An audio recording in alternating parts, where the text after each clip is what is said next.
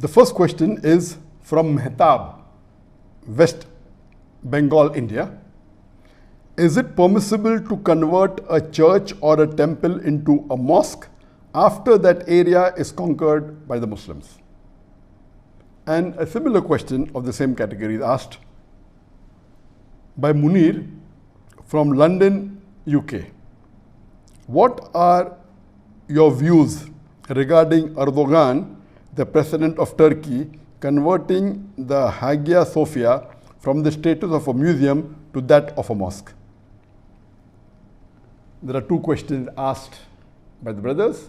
The first question is that is it permissible in Islam to convert a church or a temple or house of worship of a non-Muslim to a mosque after that land is conquered by the Muslims?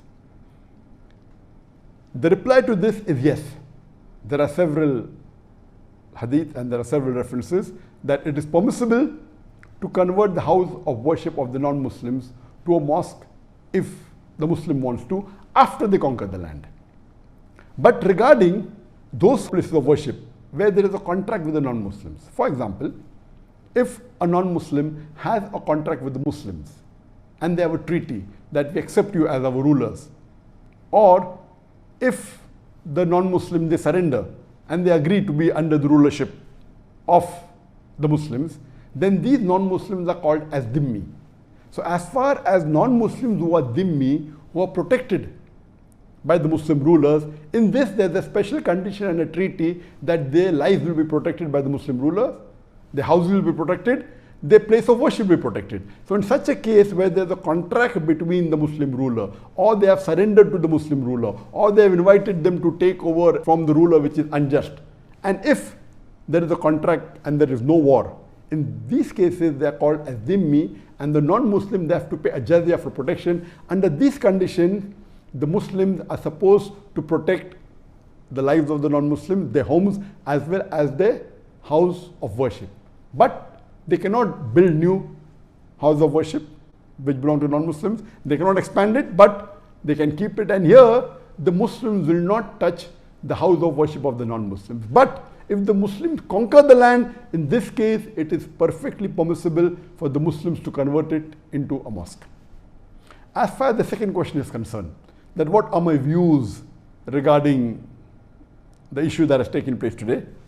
And we know that the court has given the verdict, and Erdogan, the president of Turkey, has said that the Hagia Sophia, which was a museum, would be reverted back to a mosque. Let me first give you a brief regarding the history of Hagia Sophia so that people who are unaware will know about it, and then I will give my views. As far as Hagia Sophia is concerned, it's a monument which is there for about 1,500 years. It was built by Emperor Justinian I in 537 CE. It took about a few years for him to build, and it was a cathedral of the Greek Orthodox. And it remained a cathedral for several centuries. In 1204, during the Fourth Crusaders, they converted the Greek Orthodox cathedral into a Roman Catholic church until 1261. So initially for 667 years, it was a Greek Orthodox cathedral. Then after that, for 57 years, from 1204 to 1261, for 57 years, it was a Roman Catholic church. Again later on, when the Christian Byzantines came to power, it was again converted back into a Greek Orthodox cathedral until the Ottoman rulers, until Sultan Muhammad Fateh. He conquered Constantinople in 1453. Then it was converted into a mosque. So since 537 up to 1453, for more than 900 years, it remained a Greek Orthodox cathedral. Then for a few years, it was the Roman Catholic Church, then went back to become a Greek Orthodox cathedral, and it was the largest church in the world when it was built. The biggest in-house covering, and the dome was the largest. It remained larger for 1,000 years until 1500 when a new church was made. In 1453, Sultan Muhammad Fateh, he conquers Constantinople, and then there are documents available that he purchases the Hagia Sophia, and after purchasing it, he converts it into a mosque. It remains a mosque till 1931, until Mustafa Kemal Atatürk, he takes over Turkey and he declares it as a secular state. For 4 years it was closed, and he passes a verdict in 1934 that the mosque should be converted into a museum. And since 1935 till today, 2020 July, that's 11th of July, it remained a museum until today. And all these years, for about 85 years, there were many cases saying that why the Hagia Sophia a museum? Because Atatürk declared it that this is a sign of secularism, that we want to make it into a museum, it will not be a church, will not be a mosque. And since that, there were many cases that have been filed that it is wrong that it was converted into a museum. And recently, the council in Turkey, the highest administrative court, it passed a resolution that it was illegal for Mustafa Kemal Atatürk to convert it into a museum. And today, mashallah, the court of Turkey has given a verdict and has said that it was illegal for Atatürk to convert it into a museum. And alhamdulillah, Erdogan, after the court verdict, he signed a resolution that this structure, Hagia Sophia, which was earlier a church, then became a mosque, then a museum, it will be transferred from the Department of Tourism, and it will go to the Department of Religious Authority of Turkey. Now this has created a lot of controversy, and today if you read the newspapers and the media, they are disagreeing with the decision taken by Turkey, by the Turkish government, by Erdogan, and you find right from USA, Trump, Russia, Greece, all of them condemning it is wrong, UNESCO, many non-Muslim organizations, and you find the media that they disagreed, they have been threatened and said it is wrong. But the saddest part, what I read in the media, that there were many Muslim countries and many so-called Muslim dais and Muslim scholars from the Western countries said what Turkey did and what Erdogan did is wrong. And to support their claim, they said that we know in history that Hazrat Umar, may Allah be pleased with him, he was asked to pray in Jerusalem. He did not pray. He said if he prays there, people will make a mosque, and then he prayed somewhere else, and the Masjid Aqsa was made. And all this is about how we encourage and have a relationship. And they quoted the verse of the Quran, Surah Hajj, chapter 22, verse number 40, saying it is not permitted to destroy synagogues or the church, and Quran is against it. And I was shocked to read the views of many of the Muslim dais from the Western countries and from the Arab world, saying it is wrong. What are my views regarding what Turkey did is correct or not, or what Erdogan did is right or wrong?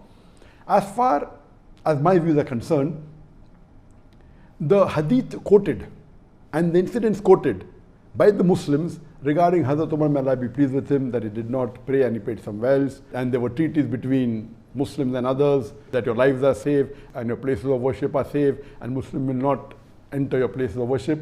All these references are when there is a treaty between the Muslims and the non-Muslims. As I mentioned in the first answer to the first question, that can a holy place, a church or a temple, be converted to a mosque? After it is conquered, the answer is yes. Only if there is a treaty between the Muslims and the non-Muslims, or if the non-Muslims surrender, or they are dhimmis, non-Muslim living under the law of the Muslim rule, Islamic rule, that is the only condition where the Muslims give them security and they are paying a jizya. As far as when the Ottoman rulers, when they conquered Constantinople, it was a conquest. It was a war. So it is wrong to give examples of a treaty between the Muslims and non-Muslims and say that same way Turkey should manage it, it's totally wrong. So if there is a conquest, if there is a war, and if the Muslims rule, and this is a common law all over the world, we find so many non-Muslim rulers, when they conquer the land, they occupy the mosque. Many of them demolish the mosque. You have example of the Crusaders. The best example is Spain. There were hundreds of mosques and most of them were either converted to churches, or they were made into museums, or they were destroyed. Hardly you find there was not a Muslim who could openly give the azan. Why don't people object to that? So this was a normal law that once you conquer, that becomes your land. So once it becomes your land, you have a right to do what you want to do. Later on, after World War I, World War II, then the Geneva Convention, all that is later on. So before that, the rule was once you conquer a land, it becomes part of your land and you can do what you feel is right. So based on that, this was a conquest done by Sultan Muhammad Fateh. And in a conquest, they have a right to keep the house of worship, to convert into a mosque. It is a right, and you find several examples.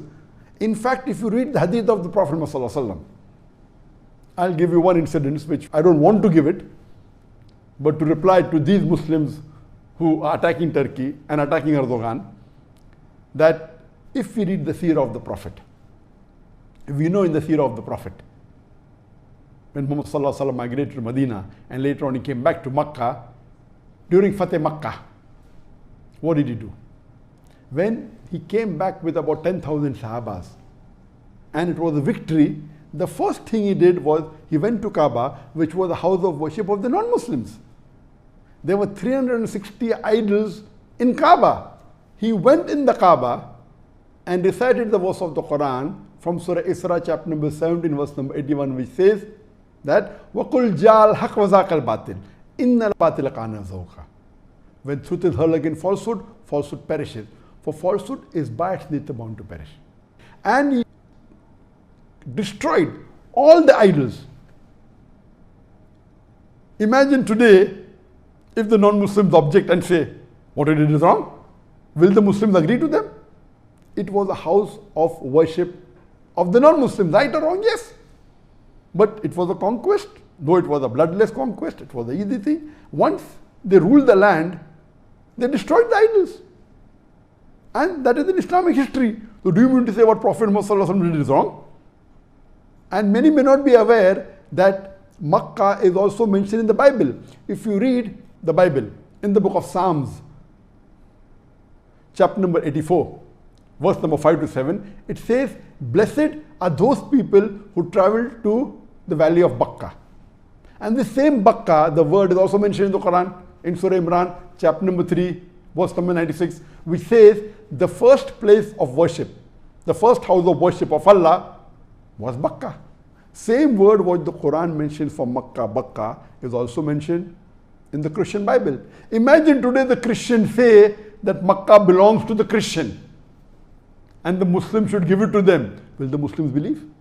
Will the Muslims agree? And the answer is no. Imagine someone comes with a bright idea that let us convert the haram into a museum. Will the Muslims believe? Will the Muslims agree? And the answer is no. So what you have to realize, at that time this was the law. And at that time you see the seerah of the Prophet. What did he do? What happened today? Many of the Muslims are being influenced by the Western culture. Because they are staying in Western countries, they want to change the Islamic history. They want to give a ruling. They quote verses from the Quran. And the verse of the Quran that was quoted of Surah Hajj, chapter number 22, verse number 40, which says that Quran says that house of worship should not be destroyed. There is no verse in the Quran saying that. It is a misunderstanding. If you want to know the real context, start from verse number 1 before. Surah Hajj, chapter number 24, verse number 39 says that you are permitted to fight against those non-Muslims who have done wrong. And Allah will aid you and protect you. This is the first verse of the Quran giving permission for the Muslims when they migrate from Makkah to Medina to fight against the non-Muslims. First verse. Then verse number 40 of Surah Hajj, chapter number 22 says that, and those who leave their homes because they say that our Lord is one, Allah is one. And it continues that if Allah wouldn't have checked one force with the other, then the churches and the synagogues and the mosques where the name of Allah is taken would have been destroyed. It doesn't say that it is not permitted to destroy. It's telling that Allah subhanahu wa ta'ala, number one, it's telling it is giving permission for the Muslims to fight against the non-Muslims who have done wrong, who have done transgression. And then it says that those Muslims who leave their home because they believe in Tawheed, believe in one God, Allah is there to protect you.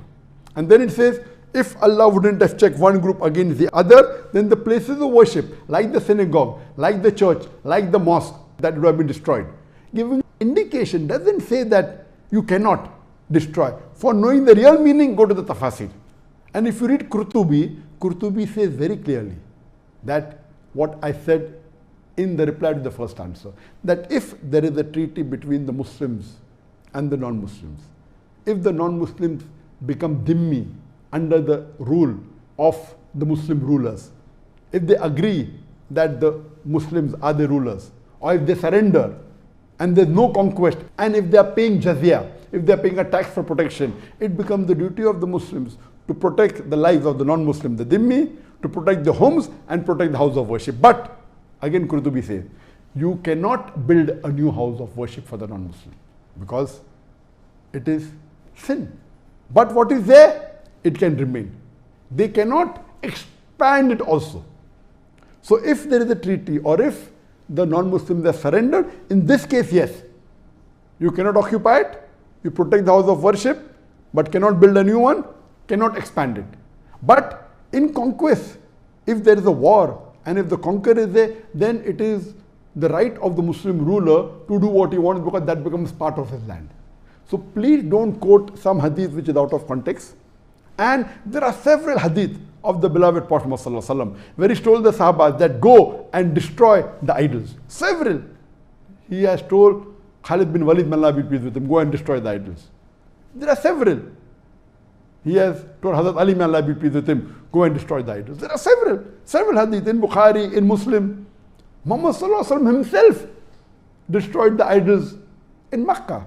So please, I would like to request the Muslims that by giving answers, a general common Muslim who may not be aware of the context will agree with the views given by such scholars, which is totally wrong. Is there any scholar, Islamic scholar, who can deny that the Prophet broke the idols? Is there any Islamic scholar who can deny that the Prophet told Hazrat Ali, may Allah be pleased with him, the fourth caliph of Islam, told Khalid bin Walid, may Allah be pleased with him, and many of the Sahabas then go and deface the idols? There is one more hadith in Bukhari and Muslim. It's mentioned in Sahih Bukhari, hadith number 3020, as well as Sahih Muslim, hadith number 2476, where Jarir ibn Abdullah, may Allah be pleased with him, one of the Sahabas, he says that the Prophet, peace be upon him, he called me and he told me that, will you relieve for me the Dhul Khalsa? What is Dhul Khalsa? Dhul Khalsa was the place of worship of the non-Muslims in Yemen. It was also called the Kaabatul Yaminiya. Kaabatul Yaminiya means the Kaaba of the Yemen. And in it, there were idols. He said, will you do a favor for me? Will you destroy it for me? Then Jarir ibn Abdullah, may Allah be pleased with him, he takes with him 150 horsemen and he burns down that house of worship. It's a hadith, a Sahih hadith in Bukhari and Muslim. I don't want to tell this, but it is there. That means the Prophet commanded not only to destroy the idols, he even asked them to destroy the place of worship. So when the Muslims are conquering and when they rule that land, it is permitted even to destroy the place of worship. Now this, if you say Quran says you should not destroy churches and synagogues, do you think the Prophet went against the Quran? The context is wrong. That is when there is the treaty between the Muslims and the non-Muslims, when they are dhimmi, when they are under the rule of the Muslims. But generally, it is a fard to destroy the idols if the Muslim conquers a land. And if there are idols, it becomes a fard. And you have several examples of Sahabas doing that.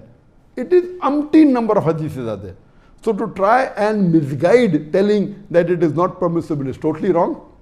But destroying the temples or the house of worship is not a fard. But if required, if it's causing a problem for the Muslim ummah, the Prophet has commanded that. So how can you say it's not permitted? So what I would like to say, that many a times Muslims living in the Western country, or even some of the Muslims in the Arab land, trying to be soft to the non-Muslims and trying that they are the one who will support them, they are the one who are going to fund them, etc. They are going to protect them. Many a time they give verdicts which is against the Quran and the Sunnah. Be careful. If we are going to go against our Muslim brother, Erdogan, the president of Turkey, or against a Muslim country, there are hardly few people today, Muslim leaders, who can really try and revive the Sunnah. And as I said in my earlier answer, that I don't know of any Muslim leader which is anyway close to Muhammad Sallallahu Alaihi Wasallam or anyway close to the Khulafa Rashidin, the way they ruled or how they were political leaders. Nowhere close, not even 1%. Now if one Muslim brother is doing something which is there, which is permitted, why are the Muslims against him? So as far as my view is concerned, Alhamdulillah, what Turkey did is completely correct. And if you agree that Muhammad Fateh Sultan, he purchased the mosque. Today we know there are hundreds and thousands of churches in different parts of the world, in the Western countries, in UK, in Europe, in America, which have been purchased by the Muslim organizations. If you say that after you purchase you can't make it into the mosque, that means the Muslim living in the Western country will have to give up all these mosques to the church. If few centuries back, Emperor Sultan Muhammad Fateh purchases, buys with his own money, and that was one of the reasons. So here we're not talking about conquest, it is purchased. We're not talking about war. It's permitted. After war you can convert it. Here he purchased it. There are documents. So the court in Turkey said, seeing at the documents, if there was a case filed, that what right does Kemal Atatürk have to convert it into a museum, the highest authority in Turkey, it's a legal verdict, said what is done by Atatürk is wrong. Now what is bothering USA or Russia or Greece? How can they object? How can they interfere in the personal affairs of Turkey, a Muslim country? And why are the other Muslims supporting the non-Muslims? It is totally wrong. As far as I am concerned, whatever Turkey did is correct. It is permitted in Islam. It is Mustab, Alhamdulillah. It was a mosque for several years. It was purchased. If I don't support them now, I'll have to tell all the thousands of mosques in the European country and in USA and in Canada, which have been purchased from the church authorities, even they have to give them up. So please, Allah clearly says in the Quran, in Surah Nisa, chapter number 4, verse number 135, that Ya ayyuhallazina amanu, oh you believe, stand out for justice as true to Allah subhanahu wa ta'ala, even if it be against yourself, against your parents, against your relatives, whether rich or poor, Allah protects both. So please, if a Muslim has the guts to do something which is close to Quran and Sunnah, it is the duty as Muslims that we should support him and we should encourage him. Hope that answers the question.